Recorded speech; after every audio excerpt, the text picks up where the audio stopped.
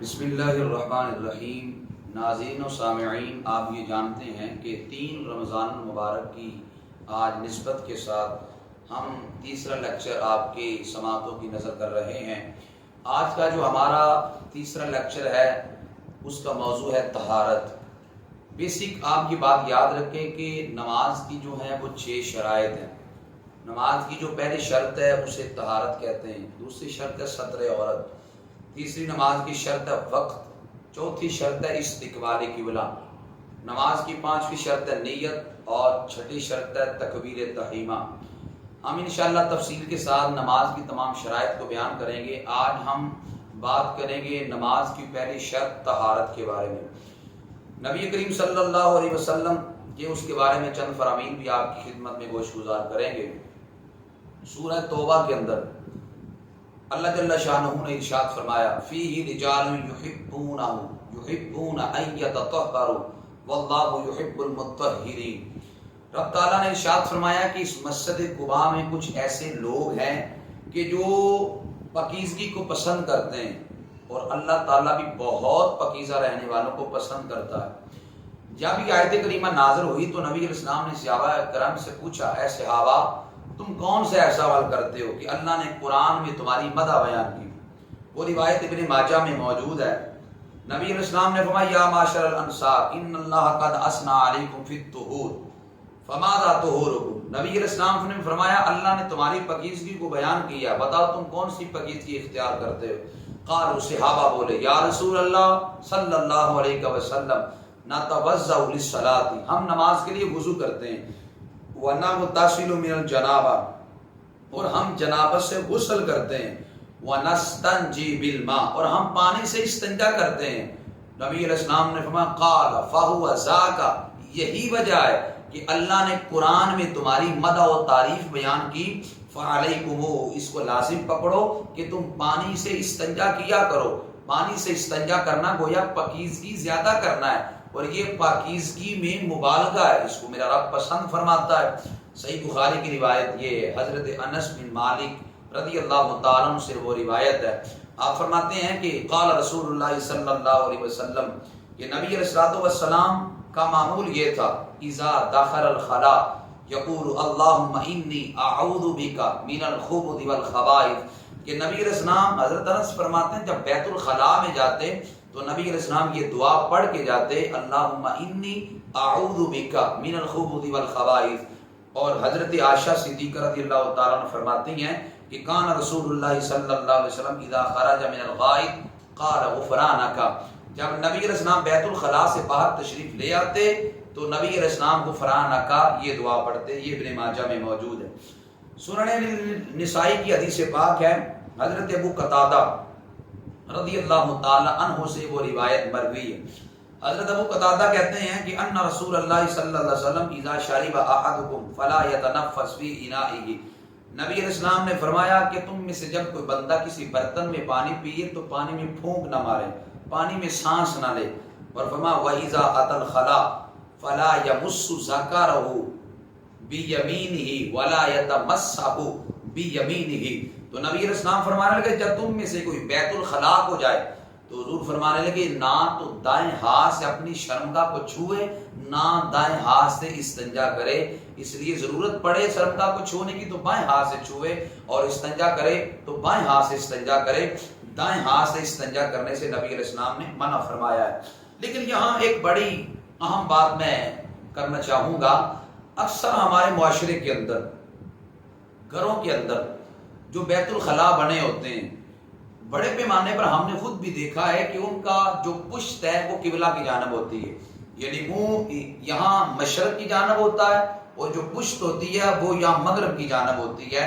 اور یاد رکھیں کہ قبلہ کی جانب پشت کرنا یا قبلہ کی جانب منہ کرنا یہ دونوں کام مکروہ تحریمی ہیں، حرام کے قریب ہیں۔ اب در مختار کے اندر امام حسکفی رحمۃ اللہ تعالی علیہ یہ لکھتے ہیں، امام حسکفی فرماتے ہیں پوری حد تحریما استقبال القبلۃ و استدبارها لاجل بول او غائط، فرمایا کہ چھوٹے بڑے پیشاب کے لیے اگر کوئی بندہ خانہ کعبہ کی جانب منہ کرتا ہے یا پشت کرتا ہے تو یہ مکروہ تحریمی ہے، اور یہاں نبی علیہ السلام کا فرمان صحیح مسلم میں جناب ابو ہریرہ رضی اللہ تعالی عنہ سے مروی ہے. جناب ابو ہریرہ رضی اللہ تعالی عنہ فرماتے ہیں کہ نبی علیہ السلام نے فرمایا اذا جلس احدکم علی حاجتہ فلا یستقبل القبلۃ ولا یستدبرها. نبی علیہ السلام فرماتے ہیں جب تم میں سے کوئی قضاء حاجت کے لیے آئے تو قبلہ کی جانب نہ منہ کرے اور نہ قبلہ کی جانب پشت کرے. نبی علیہ السلام نے قبلہ کی جانب منہ کرنے سے اور قبلہ کی جانب پشت کرنے سے منع کیا ہے. تو جس بندے کا بیت الخلاء بنائی اس طرح ہے کہ اس کا منہ مشرق کی جانب ہو جاتا ہے اور پشت مغرب کی جانب ہو جاتی ہے، اور یہ مکروہ تحریمی عمل ہے، حرام کے قریب عمل ہے. اس لیے اگر کسی کے گھر کا بیت الخلاء اس طرح بنا ہے تو وہ فوراً اس کو بدلے. وہ فوراً جو اس کا منہ ہے وہ اس جانب کرے اور جو پشت ہے وہ اس جانب کر لے تو یہ زیادہ بہتر ہے. لیکن یہاں ضمناً میں ایک بات کی خدمت میں آپ کی خدمت میں عرض کرنا چاہتا ہوں. ہمارے ہاں کچھ لوگ نہ جہالت ہے، علم نہیں ہے، علم سے دوری ہے کہ جس کی وجہ سے ایسی باتیں کرتے ہیں جن کا شریعت مطہرہ میں کوئی وجود ہی نہیں. ہمارے بزرگ آج تک بھی کہتے ہیں خانہ کعبہ کی جانب جو ٹانگیں پھیلائی اسے موڑ دو اور جو بیت المقدس کی جانب ٹانگیں پھیلائی اسے توڑ دو.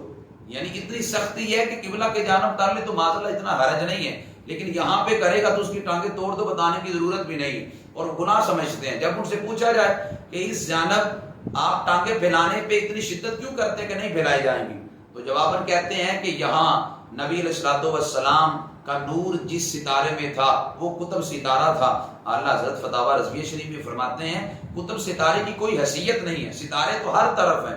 تو اس لیے خاص یہ کہنا کہ یہاں پہ اس طرف ٹانگیں پھیلانا یہ منع ہے اور اس میں پھر شدت اختیار کرنا یہ بلا وجہ شریعت پہ بہتان ہے جو کہ گناہ کے مترادف ہے. اس وجہ سے اگر کوئی اس جانب ٹانگیں پھیلاتا ہے تو یہ کوئی گناہ کا کام نہیں ہے. اس وجہ سے اگر بیت الخلاء میں جب آپ بیٹھتے ہیں تو آپ کا منہ اس طرف ہوتا ہے، پشت اس طرف ہوتی ہے، تو پشت کرنا اگر گناہ نہیں ہے تو ٹانگیں پھیلانا کیسے اس طرف گناہ ہو گیا. تو اس وجہ سے بلا وجہ بغیر دلیل کے ایسے ہمیں کوئی بات اپنی جانب سے نہیں کرنی چاہیے کہ جس کی وجہ سے ہماری بات کی وجہ سے شریعت پہ بہتان لازم ہے. اور دوسری بات، جب بیت الخلاء میں ہم جاتے ہیں تو کوشش کریں جب بیت الخلاء میں جائیں تو ننگے سر نہ جائیں بلکہ اپنے سر کو ڈھانپ کر بیت الخلاء میں جایا جائے. اور بیت الخلاء میں جب ہم جاتے ہیں استنجا کے لیے تو استنجا کرنا کے کچھ آداب ہیں، میں وہ آداب بھی عرض کرنا چاہتا ہوں. استنجا کرنے کے آداب یہ ہیں کہ جب آپ بیت الخلاء میں جا کر استنجا کے لیے بیٹھے تو آپ بائیں پاؤں پہ زور دے کر بیٹھے اور دائیں بائیں دیکھنے کی ضرورت نہیں، دائیں بائیں نہ دیکھے، اور جو آپ کے اندر سے خارج ہو رہا ہے بلا وجہ اس کو بھی نہ دیکھے، شرمگاہ کی جانب میں بھی نہ دیکھے. اور بیت الخلاء کے اندر تھوکے بھی نہ، تھوکنا منع ہے اس لیے کہ آپ زبان سے قرآن پڑھتے ہیں، آپ یہاں سے ذکر الہی کرتے ہیں، نبی علیہ الصلوۃ والسلام کے فضائل و کمالات بیان کرتے ہیں، تو وہ ناپاک جگہ ہے. ناپاک جگہ پہ تھوکنا بھی اسی وجہ سے علماء نے منع قرار دیا ہے کہ وہاں پہ تھوکے بھی نہ اور نہ ناک صاف کرے. اور جب فارغ ہو جائے تو جب اٹھ جائے زیادہ دیر بلا وجہ وہاں پہ نہ بیٹھے. علماء فرماتے ہیں بیت الخلاء میں زیادہ دیر بیٹھنا یہ بواسیر کا سبب بن سکتا ہے، اس وجہ سے بیت الخلاء میں زیادہ دیر بیٹھنے سے گریز کیا جائے. اور ہمارے ہاں جب چھوٹے بچے ان کو پیشاب کروایا جاتا ہے احتیاط نہیں کی جاتی. ہم نے دیکھا ہے کہ جو عورتیں ہوتی ہیں وہ بچے کو پیشاب جب کرواتی ہیں تو خیال نہیں کرتی کہ ہم قبلہ کی جانب ہو کر کے اس کو پیشاب کروا رہی ہیں تو یہ ناجائز ہے، اور وہ گناہ پیشاب کروانے والے پہ ہوگا نہ کہ بچے پہ. اس وجہ سے جو بچوں کو پیشاب کرواتے ہیں احتیاط کریں کہ بچے کا جو منہ ہے وہ قبلہ کی جانب نہ کیا جائے. اس وجہ سے یہ استنجے کی کچھ ضروری باتیں تھیں. لیکن یہاں ایک اور بات بڑی اہم ہے اور بڑی ضروری ہے. اکثر لوگ شکایت کرتے ہیں، وہ کہتے ہیں جب ہم نماز پڑھتے ہیں تو ہمیں نماز میں وسوسے بڑے آتے ہیں، نماز میں خیالات بڑے آتے ہیں، خشوع خضوع والی ہمیں نماز نصیب نہیں ہوتی. اس کی وجہ کیا ہے؟ آج میں آپ کو اس کی بنیادی وجہ بتاتا ہوں. اس کی بنیادی وجہ کیا ہے؟ بنیادی وجہ یہ ہے کہ ہم جب استنجا کرتے ہیں تو ایک منٹ کے اندر بیت الخلاء سے باہر آ جاتے ہیں. انسان کا جو شرمگاہ ہے اس کی بناوٹ اس طرح کی ہے کہ جب وہ پیشاب کرتا ہے کچھ نہ کچھ قطرے رک جاتے ہیں، اور جب وہ پیشاب کر کر باہر آ جاتا ہے وضو کے لیے اٹھتا بیٹھتا ہے یا چلتا ہے یا نماز کے لیے اوپر نیچے اٹھتا ہے تو وہ قطرہ خارج ہو جاتا ہے. جب قطرہ خارج ہو گیا اس کی طہارت زائل ہو گئی. جب طہارت ختم ہو گئی، وضو ختم ہو گیا، تو نماز کیسے ہو؟ پھر نماز میں وسوسے نہ آئے، شیطانی خیال نہ آئے تو کیا آئے؟ ہماری طہارت اور بنیاد ہی ٹھیک نہیں ہے. اس لیے آپ تجربہ کر کے دیکھ لیں، جب آپ استنجا کرتے ہیں، پیشاب چھوٹا کرتے ہیں چھوٹا پیشاب کرنے کے بعد آپ، ہمارے جو پرانے بزرگان دین تھے وہ ڈھیلے استعمال کیا کرتے تھے. اب چونکہ واش روم پکے بن گئے، ڈھیلوں کا تصور نہیں رہا، اس کے قائم مقام ٹیشو پیپر آ گیا. ٹیشو پیپر کا استعمال کریں. جب آپ استنجے سے فارغ ہو جائیں، استنجے سے فارغ ہو جانے کے بعد پھر اپنے آلائے تناسل کو پکڑ کر آپ جڑ کی طرف، جڑ سے سرے کی طرف اس کو سونتیں، تاکہ جو قطرے اندر جو ہے نا وہ رہ چکے ہیں یا رکے ہوئے ہیں، ان قطروں کا اخراج کیا جائے تاکہ وہ قطرے آسانی سے نکل جائیں. اور جب آپ استبرا کر کے کچھ دیر پیشاب کے بعد ٹھہر کر اس قطرے کو زائل کر کر جب آئیں گے باہر، وضو کر کر نماز میں کھڑے ہوں گے، تو آپ کو نماز میں بڑا اطمینان اور سکون ملے گا. اب وہ قطرے کیسے خارج کیے جائیں، ہمارے تمام طرفوں کہا نے اس کو لکھا ہے، اور تمام کتب میں یہ بات موجود ہے. وہ فتاوی عالمگیری ہو، رد المختار ہو، در مختار ہو، بہار شریعت ہو، تمام فقہاء نے اس بات کو لکھا ہے کہ پیشاب کرنے کے بعد کھانسی کرے، وہ قطرہ نکل جائے گا.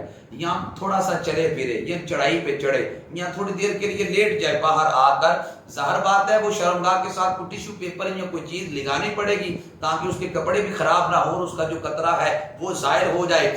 یہ عمل کرنے کے ساتھ اسے طہارت، کامل طہارت نصیب ہو جائے گی، جس کا فائدہ یہ ہوگا کہ نماز میں اس کو اطمینان اور سکون ملے گا. یہ استنجے کا مکمل طریقہ ہے. اور ساتھ ہی وضو کے بارے میں اللہ قرآن میں ارشاد فرماتا ہے، یا ایھا الذین آمنوا اذا قمتم الى الصلاۃ فاغسلوا وجوہکم وایدیکم الى المرافق وامسحوا برؤوسکم وارجلکم الى الکعبین. اللہ فرماتا ہے ایمان والو، جب تم نماز کے لیے کھڑے ہو تو فاغسلوا وجوہکم، 4 فرض قرآن نے بیان کیے. فرمایا جب تم نماز پڑھنے کا ارادہ کرو تو 4 فرض تم نے ادا کرنے ہیں. پہلا فرض یہ کہ تم نے اپنے چہرے کو دھو لینا ہے، فاغسلوا وجوہکم، اپنے چہرے کو دھو لو، وایدیکم الی المرافق، اور کوہنیوں سمیت اپنے بازو کو دھو لو. اور اس کے بعد فرمایا وامسحوا برؤوسکم، اپنے سروں کا مسح کر لو، وارجلکم الی الکعبین، اور ٹخنوں سمیت پاؤں کو دھو لو. یہ نماز وضو کے 4 فرض اللہ جل شانہ نے قرآن کے اندر بیان کر دیے.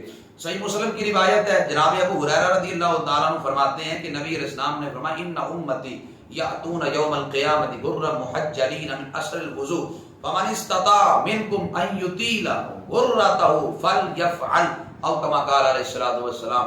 نبی علیہ السلام فرماتے ہیں کہ بے شک میری امت قیامت کے دن جب آئے گی تو اس کے وضو کے اعضاء چمک رہے ہوں گے.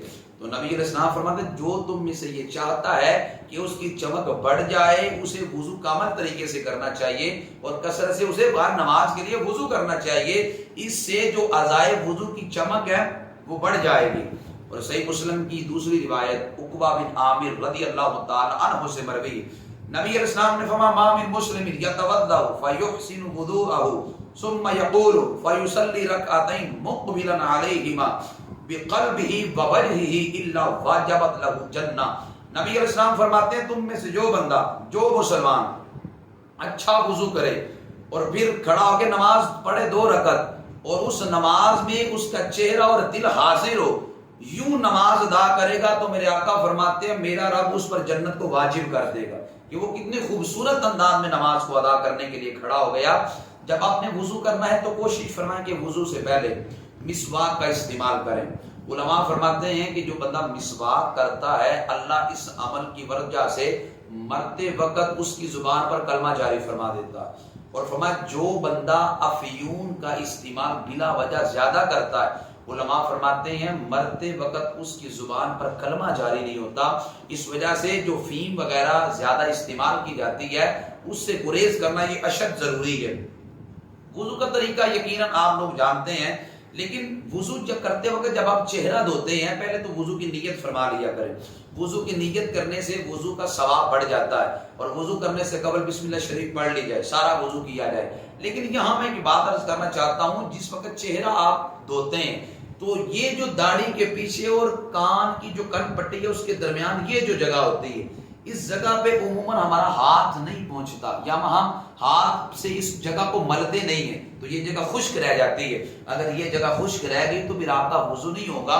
اس وجہ سے اس بارے میں احتیاط کی جائے. لوگ اکثر سوال کرتے ہیں کہ ہم تالاب میں نہانے گئے، وہ تالاب کا پانی جو جاری تھا آگے، ہم اگر وہاں پہ ڈبکی لگاتے ہیں آیا ہمارا وضو ہو جائے گا کہ نہیں؟ علماء فرماتے ہیں اگر کسی تالاب میں آپ نے اپنے آپ کو گرا لیا، ڈبکی لگائی، تو ازائے وضو پہ پانی گزر گیا، اس صورت میں آپ کا وضو ہو گیا الگ سرے سے، آپ کو وضو کرنے کی حاجت اور ضرورت نہیں ہے۔ لیکن وضو کرنے کے بعد کچھ لوگ مسجد میں جا کر وضو کے قطرے گراتے ہیں، اور میں نے تو دیکھا ہے لوگ داڑھی وہاں مسجد میں جا کے چھڑکتے ہیں، یوں ہاتھوں کو مسجد میں جا کے چھڑکتے ہیں، اور اپنے بازوؤں کو مسجد میں جا کے صاف کرتے ہیں۔ شریف مسئلہ یاد رکھ لیں، وضو کا پانی مسجد کے اندر جا کے ٹپکانا یہ مکروہ تحریمی ہے، یہ حرام کے قریب ہے، یہ گناہ ہے۔ اس وجہ سے جب وضو سے آپ فارغ ہو جائیں، اسی جگہ اپنی داڑھی کا جو پانی اندر ٹھہرا ہوا اس کو آپ باہر نکال لیں، اس کو چھڑک لیں، اور اسی طرح جو آپ کے بازوؤں میں پانی ٹھہرا ہوا ہے یوں اطمینان کے ساتھ آپ اس کو نیچے گرا دیں، تو یوں چہرے پہ جو پانی لگا اطمینان کے ساتھ آپ اس کو تھوڑا بہت صاف کر لیں تاکہ قطرے مسجد کے اندر نہ گریں۔ اور پھر وضو کرنے کے بعد عموماً ہم ٹاول کے ساتھ اعضائے وضو کو پونچھ لیتے ہیں۔ اعلیٰ حضرت نے فتاوی رضویہ میں بھی لکھا، دیگر محققین علماء نے بھی لکھا کہ وضو کرنے کے بعد جو وضو کے قطرات ہیں وہ تو چلے تھوڑے بہت پونچھ سکتے ہیں، لیکن بالکل خشک نہ کریں۔ اس لیے علماء فرماتے ہیں جتنا کو تھوڑا بہت پانی اعضائے وضو کے ساتھ لگا رہے گا، قیامت کے دن نیکیوں کے پلڑے میں رکھ کر اسے بھی دھولا جائے گا۔ اللہ اکبر، اتنی اعلیٰ، یہ تو ایک نیکی گویا بن جائے گی۔ اس لیے اعضائے وضو کرنے کے بعد بالکل خشک نہ کریں، کچھ نہ کچھ تری اس پر باقی رہنے دیں، تاکہ قیامت کے دن جب نامہ اعمال میزان میں تولے جائیں تو یہ گویا وضو کا پانی بھی وہاں پہ تولا جائے گا، اور اس پر بھی اللہ اجر عطا کرے گا۔ اور وضو کرنے کے بعد کچھ لوگ یوں اپنے ہاتھوں کو چھڑکتے ہیں۔ صاحب بارِ شریعت نے لکھا کہ ہاتھوں کو چھڑکنا نہ چاہیے، اس لیے کہ یہ شیطان کا پنکھا ہے، ہاتھوں کو چھڑکے نہ، یوں آرام کے ساتھ جو قطرات ہیں آپ ان کو نیچے اتار سکتے ہیں۔ اور وضو کے مکروہات یہ بھی یاد رکھیں، چونکہ یہ بھی ضروری مرحلہ ہے، ہمیں جب پتہ ہوگا تو ہم پھر بچنے کی سے کوشش بھی کریں گے۔ وضو کے مکروہات ہے مسجد کے اندر وضو کرنا، یہ مکروہ ہے۔ ہمارے ہاں جو ٹوٹیاں بنی ہوتی ہیں چونکہ وہ عموماً مسجد سے تھوڑا سا سائڈ بھی ہوتی ہیں، اس وجہ سے وہاں پہ وضو کرنا جائز ہے۔ این مسجد کے اندر اگر کوئی بیٹھ کے وضو کرتا ہے تو یہ علماء نے مکروہ اس کو قرار دیا۔ دوسرا ہے جب آپ وضو کرتے ہیں تو قبلہ کی جانب کولی کر کے یوں پانی پھینکنا یا کھنگار پھینکنا یہ مکروہ ہے۔ اس وجہ سے جب آپ کولی کرتے ہیں تو یہ پانی نیچے کو پھینکے، یوں سیدھا قبلہ کی جانب نہ پھینکے۔ اس سے یہ مسئلہ بھی ظاہر ہو گیا، اگر کولی کا پانی قبلہ کی جانب پھینکنا جائز نہیں ہے، مکروہ ہے، تو پھر ہم جو تھوکتے ہیں اور جو لوگ پان کھاتے ہیں وہ تو احتیاط نہیں کرتے، جہاں دل کرتا ہے وہ تھوک پھینک دیتے ہیں۔ اس وجہ سے قبلہ کی جانب تھوک ڈالنے سے احتیاط کی جائے۔ اگر قبلہ کی جانب تھوکنا جائز نہیں ہے، مکروہ علماء نے قرار دیا، تو آج کل جو لوگ دلیری کر کر معذرت پیشاب قبلہ کی جانب منہ کر کے کرنے لگ پڑتے ہیں، انہیں تھوڑا سا غور و فکر کرنا چاہیے کہ آپ مسلمان ہیں، مسلمانوں کے گھروں میں پیدا ہوئے، نبی علیہ السلام کا کلمہ پڑھتے ہیں، اس وجہ سے ہمیں شریعت کی حدود کی پاسداری کرنا یہ اشد ضروری ہے۔ اور اگلا مکروہ ہے جی بے ضرورت وضو کے وقت دنیا کی باتیں کرنا۔ سارا دن ہمارے پاس ہوتا ہے، سارا وقت ہمارے پاس ہوتا ہے، دنیا کی باتیں ہماری ختم نہیں ہوتی، کم از کم وضو کے لیے جب آئیں تو وہاں بیٹھ کر تو دنیا کی باتیں ہم ختم کر دیں۔ وہاں وضو سے پہلے بسم اللہ پڑھیں، کلمہ شریف کا ورد کریں، آپ درود پاک پڑھیں وضو کرتے ہوئے۔ دنیا کی وضو کے دوران باتیں کرنا یہ مکروہ ہے۔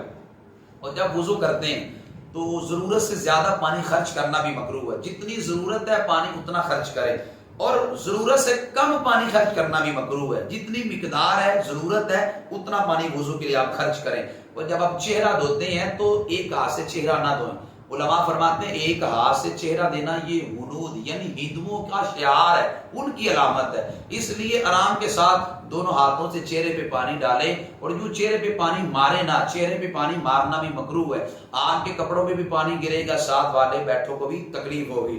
اور وضو کے اندر یہ بات بھی مکروہ ہے کہ آپ بائیں ہاتھ سے کلی کریں، اور اسی طرح یا ناک میں پانی ڈالیں، اس لیے کہ بائیں ہاتھ سے کلی نہیں کریں گے، کولی جو ہے نا وہ دائیں ہاتھ سے کریں گے، یعنی آپ منہ کے اندر جو پانی ہے کولی کے لیے وہ دائیں ہاتھ سے ڈالیں گے۔ یوں ناک کے اندر جب آپ پانی ڈالیں تو ناک کے اندر بھی پانی آپ دائیں ہاتھ سے ڈالیں گے، ناک کو صاف بائیں ہاتھ سے کریں گے۔ لوگ ناک میں پانی بھی بائیں ہاتھ سے ڈال رہے ہوتے ہیں، ناک کے اندر پانی آپ نے دائیں ہاتھ سے ہی ڈالنا ہے، صرف جو ناک کی صفائی ہے وہ آپ نے بائیں انگلی کی چھنگلی کے ساتھ، جو چھوٹی انگلی ہے جسے آپ چیچی کہتے ہیں، اس کے ساتھ آپ نے جو اندر غلاظت وغیرہ ہے اس کو دور کرنا ہے۔ تو یوں وضو کے دوران کسی سنت کو چھوڑ دینا یہ بھی مکروہ ہے، تمام سنتوں کو پورا کیا جائے. اور یوں وضو کے جو قطرے ہیں ان کو کپڑوں پر بھی نہ ٹپکنے دیا جائے. عموماً جب ہم وضو کرتے ہیں تو آدھے کپڑے ہمارے گیلے ہو جاتے ہیں، تو یہ بھی مکروہ ہے کہ آپ کے جو وضو کا پانی ہے وہ آپ کے کپڑوں پہ گرے. اس لیے میں نے صوفیاء کرام کو دیکھا ہے کہ وہ جب وضو کرتے ہیں تو کچھ جبہ پہن لیتے ہیں تاکہ ایک قطرہ بھی وضو کا ہمارے کپڑوں پہ نہ گرے. اور یہ ان کا کمال تقویٰ ہے کہ وہ اس طرح کرتے ہیں. باقی حتی المقدور کوشش کرنی چاہیے کہ جو وضو کا پانی ہے وہ کپڑوں پہ نہ گرے. اور یہاں یہ بات بھی ضروری ہے، یاد رکھیے گا، ہم لوگ سمجھتے ہیں کہ شاید ہم نے پیشاب کر لیا تو وضو ٹوٹ گیا، پخانہ کر لیا تو وضو ٹوٹ گیا، بس سو گئے تو وضو ٹوٹ گیا. ہم ان تین باتوں کے علاوہ سمجھتے نہیں ہیں کہ کن کن چیزوں سے وضو ٹوٹ جاتا ہے. میں اہم چیزوں کو عرض کر رہا ہوں، اس کو محفوظ کریے گا اپنے پاس کہ کن کن چیزوں سے انسان کا وضو ٹوٹ جاتا ہے. نماز کے اندر جو بندہ کہہ کا لگا کے ہنسا تو کہہ کا لگا کر ہنسنے سے بھی وضو ٹوٹ جاتا ہے. کتنے لوگ ہیں. اور یاد رکھیں نماز میں ہنسنا تین طرح کا ہے. پہلا، نماز میں صرف بندہ مسکرایا، آواز نہیں نکلی، دانت ظاہر ہوئے، اس سے نہ وضو کی نہ نماز گئی.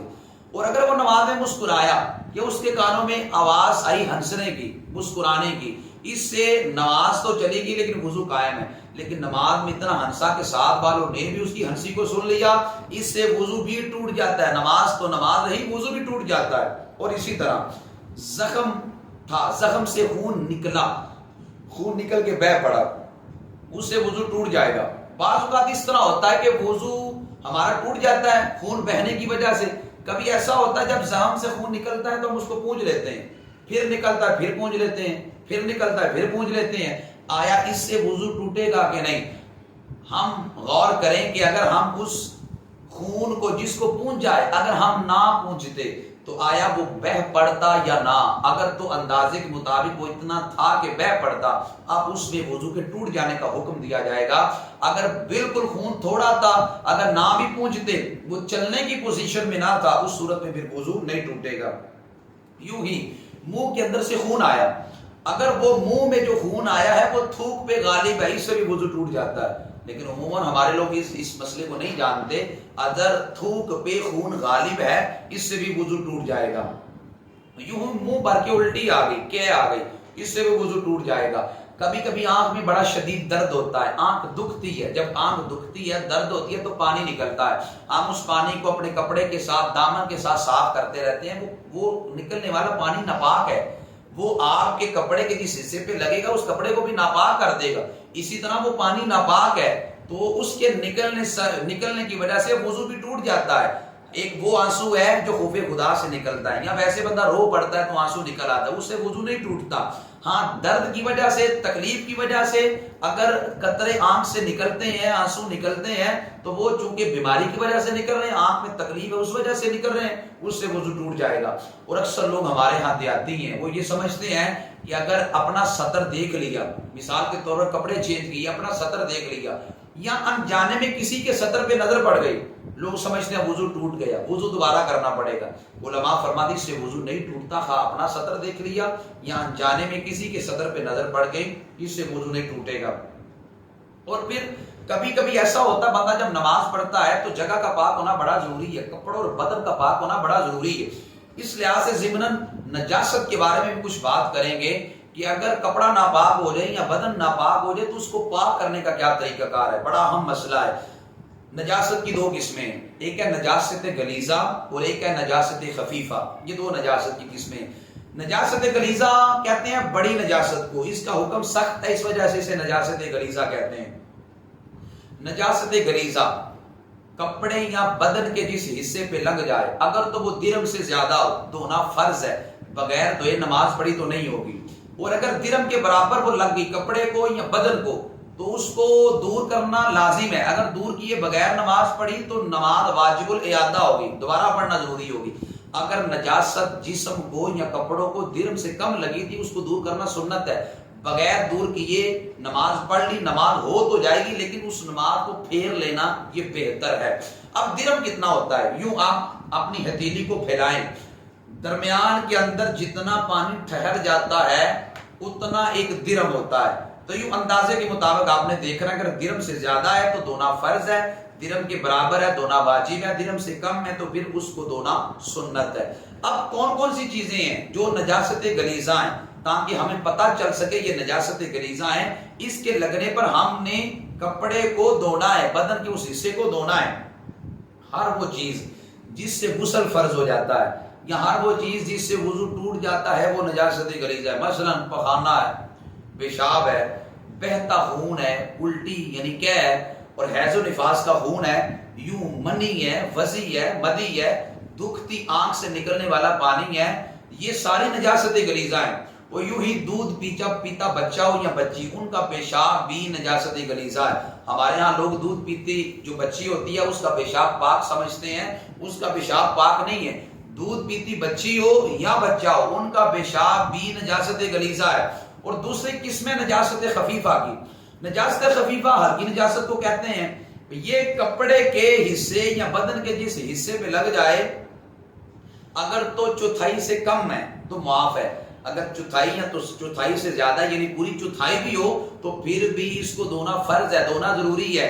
مثال کے طور پر اگر دامن کے حصے پہ لگ گئی، یہ نجاست خفیفہ، اندازے کے مطابق دیکھیں گے یہ چوتھا حصہ بنتا ہے کہ نہیں، اگر چوتھا حصہ بنتا ہے تو اس کو دھونا ضروری ہے، اگر چوتھائی سے کم ہے پھر دھو لینا بہتر ہے۔ بغیر دھوئے نماز پڑھی تو پھر اس صورت میں البتہ وہ نماز ہو جائے گی۔ اب نجاست خفیفہ کون کون سی ہیں، اب چند وہ بھی سن لیں۔ نجاست خفیفہ کے اندر گائیں ہیں، جن جانوروں کا گوشت کھایا جاتا ہے، بھینس ہے یا بکری ہے، اونٹ وغیرہ ہے، ان کا جو پیشاب ہے وہ نجاست خفیفہ ہے۔ وہ جن پرندوں کا گوشت حرام ہے، مثال کوا ہے، چیل ہے، شکرا ہے، باز ہے، ان کی جو بیٹ ہے وہ بھی نجاست خفیفہ ہے۔ اور پیشاب کی باریک چھینٹیں جو سوئی کے نکے کے برابر ہوتی ہیں، اگر وہ کپڑوں وغیرہ پہ پڑ جائیں تو علماء فرماتے ہیں اس سے کپڑے ناپاک نہیں ہوتے۔ کبھی ایسا ہوتا ہے کہ بیت الخلاء میں مکھیاں ہوتی ہیں، مکھی پیشاب پہ بیٹھتی ہے تو وہی مکھی آ کے کپڑوں پہ بیٹھ جاتی ہے، بندے کو وسوسہ لگ جاتا ہے، یار آخر میرا کپڑا ناپاک تو نہیں ہو گیا، علماء فرماتے ہیں اس سے کپڑا ناپاک نہیں ہوتا۔ اور یہ تو تھی نجاست، اگر بدن کے کسی حصے کو لگ جائے تو اس کے پاک کرنے کا طریقہ یاد رکھیں۔ اگر نجاست رقیق ہو یعنی پتلی نجاست، جیسے میں نے عرض کیا پتلی نجاست ہو، کپڑے کے کسی حصے پہ لگ جائے تو اس کو آپ نے 3 دفعہ دھونا ہے، 3 بار دھونا ہے، یعنی 1 دفعہ دھو کر اس کو نچوڑیں گے، اتنا نچوڑیں گے کہ اس کے اندر مزید قطرے ٹپکنے کی جو شکت ہے وہ نہ رہے، بالکل قطرے ٹپکنا بند ہو جائے، دوبارہ پانی کے نیچے کریں گے، اس کو اچھی طرح نچوڑیں گے، پھر تیسری دفعہ دھو کر اس کو نچوڑیں گے، اچھی طرح نچوڑیں تاکہ قطرے ٹپکنا بند ہو جائے، یوں 3 دفعہ دھو کر جب اسے نچوڑیں گے تو وہ کپڑا آپ کا پاک ہو جائے گا۔ یہ اس صورت میں جب نجاست پتلی ہو، رقیق نجاست ہو، پھر بقوت اس کو 3 بار دھو کے نچوڑیں گے تو کپڑا پاک ہو جائے گا۔ اور اگر نجاست دلدار ہو، موٹی نجاست ہو، مثال پخانہ ہے، خون ہے، اور اسی طرح جو ہے وہ گوبر ہے، وہ یہ دلدار نجاست ہے، موٹی نجاست ہے، اگر یہ لگ جائے تو اس میں پھر 3 کا اعتبار نہیں کہ 3 بار ہی دھونا ہے، بلکہ اس کو اتنی بار دھونا ہے کہ یہ جو لگی ہے نجاست، خون لگا ہے یا گوبر لگا ہے یا پخانہ لگا ہے، یہ بالکل صاف ہو جائے۔ اگر 5 بار دھونے سے صاف ہوتا ہے تو 5 بار دھوئیں، اگر 3 بار دھونے سے صاف ہو جاتا تو 3 بار دھوئیں، 1 بار دھونے سے پاک ہو صاف ہو جاتا ہے، نجاست اتر جاتی ہے تو پھر 3 بار اس کو پورا کر لینا، یہ بہتر ہے، یہ عظیم امر ہے۔ اور اگر بندہ سمجھتا ہے کہ میں گوبر لگ کے اس کو دھوؤں گا تو 6 بار دھو لیا، 7 بار دھو لیا، لیکن ابھی تک کچھ نہ کچھ اثر نظر آتا ہے، کوشش کرے اس کو دور کرنے کی، دور ہو جائے فابیا، لیکن اگر مشقت سے دور ہو یا دور نہ ہوتا ہو تو البتہ چند بار جب اس نے دھو لیا ہے تو پھر اگر اس کا جو اثر نہیں جا رہا تو وہ جو نا وہ اس کے اندر مخل نہیں ہوگا، مشکل نہیں ہوگا۔ اور آخری مسئلہ بڑا اہم مسئلہ ہے، لوگ اکثر مساجد کے ائمہ کرام بھی سوال کرتے ہیں کہ مسجدوں کے قالین اگر ناپاک ہو جائیں، مسجدوں کے قالین ناپاک ہو جائیں تو ان کو پاک کرنے کا کیا طریقہ ہے؟ چٹائی پاک ہو جائے، آخر چٹائی نہ تو نچوڑی جا سکتی ہے نہ قالین نچوڑا جا سکتا ہے، اگر چٹائی ناپاک ہو جائے تو اس کو پاک کرنے کا کیا طریقہ کار ہے؟ اس کو پاک کرنے کا طریقہ کار یہ ہے کہ اگر قالین ناپاک ہو جائے یا چٹائی ناپاک ہو جائے، آپ اس کو دھوئیں، دھونے کے بعد اس کو لٹکا دیں یہاں تک کہ قطرے ٹپکنا بند ہو جائے، سکھانا ضروری نہیں ہے، قطرے ٹپکنا بند ہو جائے، جب قطرے ٹپکنا بند ہو جائے پھر اسے دوبارہ دھوئیں یا پھر اسے لٹکا دیں یہاں تک کہ قطرے ٹپکنا بند ہو جائے۔ پھر آپ اسے تیسری دفعہ دھوئیں. تیسری دفعہ جب دھوئیں گے اور قطرے ٹپکنا بند ہو جائیں گے تو وہ قالین وہ چٹائی وہ آپ کے لیے پاک ہو جائے گی. تو یہ قالین اور چٹائی کو پاک کرنے کا بڑا آسان طریقہ کار ہے. یوں ہی بعض اوقات کپڑے بڑے قیمتی ہوتے ہیں، اگر نچوڑیں گے تو کپڑا ضائع ہو جائے گا، اس کو بھی پاک کرنے کا علماء نے طریقہ یہی قرار دیا. اور قالین کو اور چٹائی کو بھی پاک کرنے کا یہ طریقہ کار ہے. میں نے بڑے اہم مسائل آپ کی خدمت میں عرض کیے. آپ نے کوشش کرنا ان مسائل کو سن کر لکھنا بھی ہے. جب آپ اس کو ضبط تحریر میں لے آئیں گے، لکھ لیں گے، تو یہ چیز آپ کے علم کا ہمیشہ کے لیے حصہ بن جائے گی. دعا کرتا ہوں اللہ مجھے اور آپ کو توفیق عمل عطا فرمائے. وما علیہ الا البلاغ المبین.